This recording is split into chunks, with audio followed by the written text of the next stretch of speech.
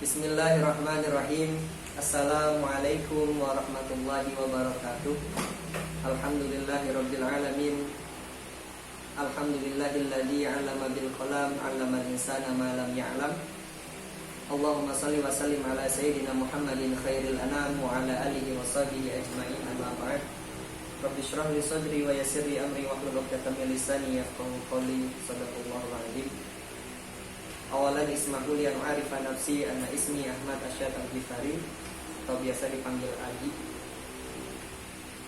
Saya perwakilan dari Yayasan Birrul Walidain Kota Tangerang. Umur saya 23 tahun. Di sini kami akan membacakan bab salat dari kitab Fathul Mu'in. Mubasyaratan faqat ikhtisaran lil waqt. A'udzu billahi minasyaitonir rajim. Bismillahirrahmanirrahim. Qala al-musannif rahimahullahu ta'ala wa nafa'ana bihi wa bi 'ulumihi wa madana bi asrarihi fid dharain amin. Babus sholati hiya syar'an aqwalun wa af'alun makhsusatun muftatahatun bitakbiri muhtatamatun bitaslimi. Wasumiyat bidzalika listimaliha 'ala sholati lughatan wa hiya ad-du'a wal mafruḍatul 'ainiyatu khamsun fi kulli yawmin wa lailatin ma'lumatun min ad-dini bid-darurati fayughfaru jahiduha wa lam tajtami' hadhihi al-khamsu li ghairi nabiyyina Muhammadin sallallahu alaihi wasallam. Wa furidat lailatal isra'i ba'da nubuwati bi asyri sinina wa thalathati ashhurin lailatas sab'in wa ishrina min rajab.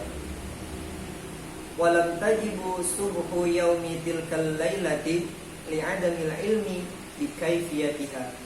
Innama tajibul maktubatu ay as-salawatul khamsu ala kulli muslimin mukallafin ay balighin aqilin dzakarin aw ghairihi ala kulli muslimin mukallafin tahirin fala tajibu ala kafirin asliyin wa sabiyyin wa majnunin wa mugman alaihi wa sakran bila ta'uddin li adami taklifihim wala ala haidin wa nufasaa li adami sihhatiha minhuma wala qada'a alaihim bal tajibu ala murtadin wa muta'addin bisukrin.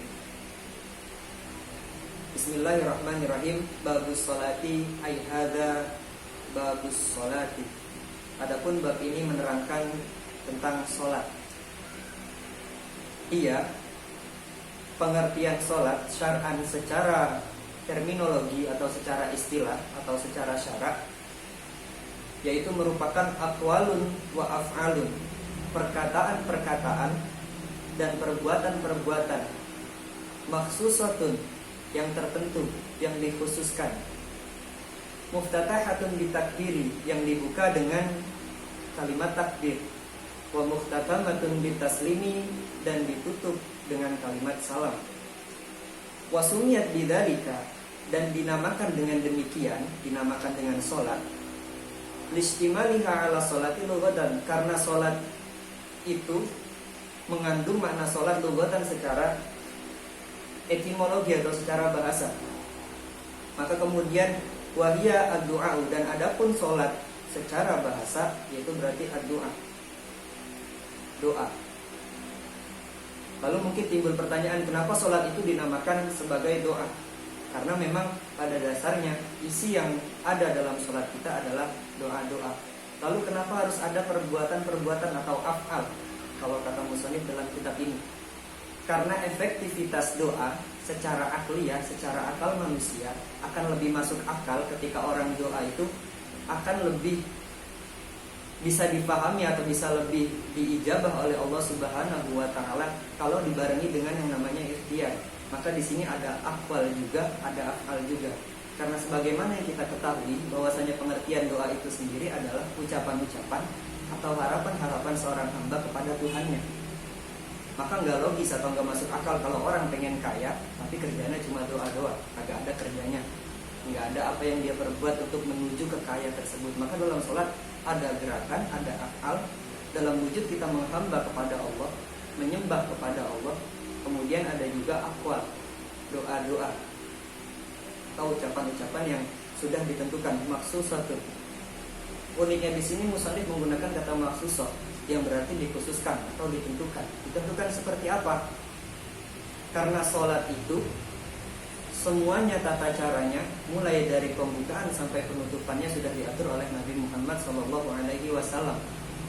Nabi Muhammad SAW bersabda, "Shollu kama ra'aitumuni usolli." Sholatlah kalian sebagaimana kalian melihat aku sholat. Maka di sini maksusah dikhususkan. Maka sholat yang diwajibkan adalah sholat 5 waktu yang kita kerjakan. Khusus gerakannya sholat 5 waktu, mulai dari awal sampai akhir yang ada 5 waktu tersebut.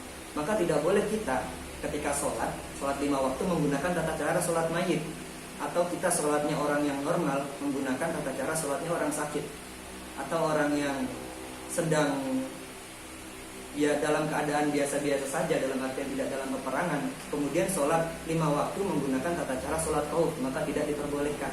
Maka di sini uniknya beliau meringkas dengan kata maksusah, gerakan-gerakan yang tertentu yang sudah ditentukan. Ditentukan dalam hal apa? Dalam hal keumuman gerakan sholat, aturan secara umum, kemudian ada aturan secara khusus, yaitu sholat-sholat yang tadi seperti ada sholat sengaja, mungkin nanti ada sholat khauf, ada sholat 5 waktu biasa, nanti ada lagi sholat sunnah dengan tata cara yang berbeda, ada lagi sholat tasbih, ada lagi sholat khusuf atau khusuf. Wasumiyat bidzalika listimaliha ala sholati lughatan, dan dinamakan demikian karena itu tadi, karena makna sholat secara terminologi ini sendiri mengacu pada pengertian sholat secara terminologi atau secara bahasa, yaitu adalah doa. Wal mufrudatul ainiyatu khamsun fi kulli yaumin wa lailatin. Dan sholat-sholat yang difardukan secara individualnya itu ada 5 fi kulli yaumin wa lailatin, dalam sehari semalam. Jadi sholat yang fardu secara zatnya itu ada 5. Ma'lumatun minad-dini bidharurati, yang diketahui dari agama secara pasti. Allah berfirman, "Inna sholata kanat 'alal mu'minina kitaban mauquta." Sesungguhnya sholat itu alal mu'minina, bagi orang-orang mukmin, kitaban mauquta, kewajiban yang sudah ditentukan waktunya. Jadi ada waktu tersendiri. Maka yang kita ketahui adalah sholat 5 waktu, mulai dari subuh, zuhur, asar, maghrib, isya. Fayukfaru jahiduha, maka dihukumi kafir bagi siapa? Bagi orang yang menentangnya, menentang sholat 5 waktu. Maka kemudian dalam satu hadis qudsi Allah juga menjelaskan melalui lisan Nabi Muhammad SAW, "Inni faradtu li ummatika khamsu shalawatin," bahwasanya aku mewajibkan, aku kata Allah mewajibkan kepada umatmu khamsu shalawatin, 5 sholat. Maka yang wajib secara ainiyah, secara individual atau zatnya sholat itu sendiri adalah sholat 5 waktu. Walam tajtami hadhil khamsu li ghairi nabiyyina Muhammadin sallallahu alaihi wasallam. Dan sholat 5 waktu ini belum terkumpul atau belum ada di selain Nabi kita Muhammad sallallahu alaihi wasallam. Jadi hanya ada di zaman Nabi sholat 5 waktu ini. Wa furidat lailatal Isra'i ba'da nubuwati bi asri sinina wa thalathati ashhurin. Dan sholat wajib ini difardukan, sholat 5 waktu ini difardukan pada malam Isra, 20 Ashri Sinin, 10 tahun lebih 3 bulan masa kenabian. Tepatnya Lailatul Sabin wa Isrina min Rajab, tepatnya pada malam ke-27 bulan Rajab. Walam tajibu subhu yaumi tilkal lailati li adamil ilmi bi kaifiyatiha. Dan pada malam hari itu ketika sholat diwajibkan, maka sholat subuh pertama setelah diwajibkan, yang waktu sholat itu belum diwajibkan. Walam tajibu subuh yaumi tilkal lailati. Kenapa? Li adamil ilmi bi kaifiyatiha, karena pada waktu itu tata cara pelaksanaan sholat belum diketahui, maka sholat belum diwajibkan. Lalu pertanyaan gini, kalau kitab ini menyatakan bahwasanya sholat 5 waktu itu hanya ada pada zaman Nabi Muhammad SAW, mungkin akan timbul pertanyaan pada kita, karena bahwasanya kita ketahui ada nabi-nabi dan rasul yang diputus sebelum Nabi Muhammad. Pertanyaannya, apakah ada ajaran sholat? Tentu saja ada.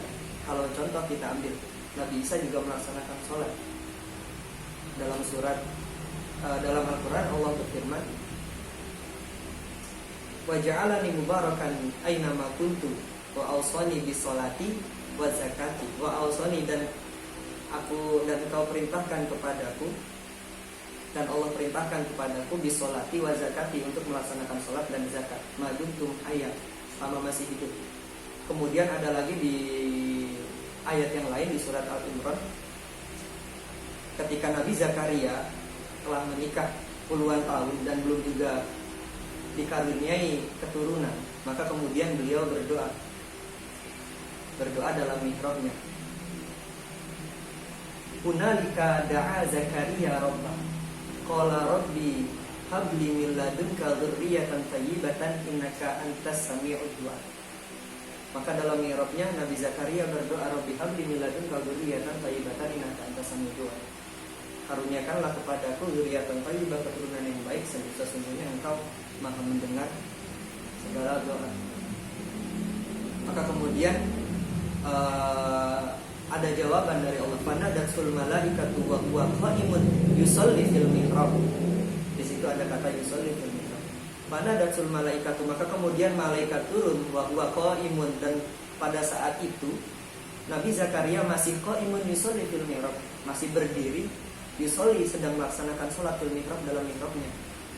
Jadi seketika Nabi Zakaria berdoa meminta keturunan dalam sholatnya, seketika itu juga Allah menjawab dengan cara menurunkan malaikat. Kalau di Alfiyah insya Allah, kalau dia jawabnya pakai fa, wal fa'u litartibi bittisoli, jadi sambung, ada waktu, jarak waktu yang dekat. Beda dengan summa, kalau summa litartibi infisoli,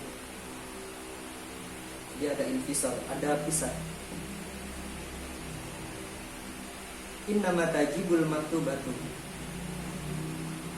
sesungguhnya sholat wajib, diwajibkan sholat 5 waktu itu, ay as-sholawatul khamsu, jelasnya sholat 5 waktu, bagi siapa? Ala kulli muslimin, bagi orang-orang muslim, mukallafin, yang mukallaf.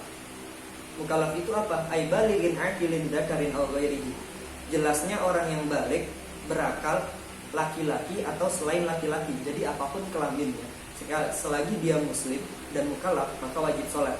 Dan berikutnya ada tahirin, yaitu suci. Maka kemudian fala tajibu ala kafirin asliin, maka tidak wajib sholat bagi kafir asli. Karena apa? Karena dia bukan muslim, maka tidak ada kewajiban sholat. Wasobiin wa majnunin, begitu juga bagi sobi, anak kecil. Karena apa? Karena dia juga belum mukallaf, belum balik. Wa majnunin wa mughman alaihi wasakroni, begitu juga orang gila, orang yang pingsan. Kemudian orang yang mabuk bila ta'udid, dengan tanpa disengaja. Kalau dia mabuknya tidak tanpa disengaja, mungkin keracunan atau seperti ya keracunan itulah, maka tidak wajib melaksanakan sholat. Karena Allah berfirman, la taqrabus sholata wa antum sukara, janganlah kamu melaksanakan atau mendekati sholat ketika kamu dalam keadaan mabuk. Karena orang mabuk ini nanti ada kemungkinan, mungkin dari segi bacaannya akan salah, atau gerakan-gerakannya tidak sesuai rukun dan syarat sholat yang telah ditentukan. Dan orang mabuk ini kebanyakan bisa disamakan dengan orang yang hilang akal. Li'adami taklifihim, karena tidak adanya beban bagi mereka. Wala ala haidin wa nufasa'a li'adami sihatiha minhuma, dan tidak wajib sholat 5 waktu ala haidin, bagi orang yang haid, perempuan yang haid, wa nufasa'a, dan perempuan yang nifas, li'adami sihatiha, karena tidak ada kesahan sholat minhuma, dari wanita yang haid dan nifas, dan atau nifas. Jadi ketika wanita itu haid dan nifas tidak wajib sholat. Karena apa? Karena ketika wanita dalam keadaan haid atau nifas, maka mereka ada najis dalam dirinya, maka tidak tohir, tidak memenuhi syarat yang itu tadi, yang diwajibkan sholat ala kulli muslimin mukallafin tohirin, yang suci. karena mereka dalam keadaan tidak suci, maka tidak ada kesahan sholat bagi mereka jika mereka melaksanakan sholat, maka sholat tidak diwajibkan. Wala qada'a alaihim, dan tidak pula ada qada bagi mereka. Bal tajibu ala murtadi, akan tetapi wajib sholat, qada sholat ala murtadin bagi orang yang murtad, wa muta'addin bisukrin, dan orang yang menyengaja mabuk. Jadi kalau ada orang yang murtad kemudian dia masuk Islam, misal 40 hari setelah murtad ternyata dia tidak menemukan ketenangan, akhirnya dia masuk Islam lagi, maka selama 40 hari tersebut dia wajib mengqadha salatnya yang ia tinggal. Wa muta'addin bisukrin, kemudian orang yang sengaja mabuk, kalau dia sengaja mabuk maka wajib qadha salatnya yang ia tinggal. Kalau dia mabuk sehari semalam kemudian meninggalkan sholat 5 waktu 17 rakaat itu secara keseluruhan, maka wajib diqadha keseluruhannya. Kemudian sholat ini menjadi kewajiban yang sangat inti, karena sholat itu imadudin bagi orang mukmin atau orang Islam, karena sholat ini juga merupakan salah satu rukun Islam. Syahadat, sholat, puasa, zakat, pergi haji ditambah. Demikian yang dapat kami sampaikan. Apabila ada kurang lebihnya kami mohon maaf. Apabila ada lebihnya itu datang dari Allah Subhanahu wa taala, dan ada kurangnya itu datang dari pribadi saya sendiri. Akhirul kalam wal afu minkum. Wassalamualaikum warahmatullahi wabarakatuh. Wallahu a'lam bishawab.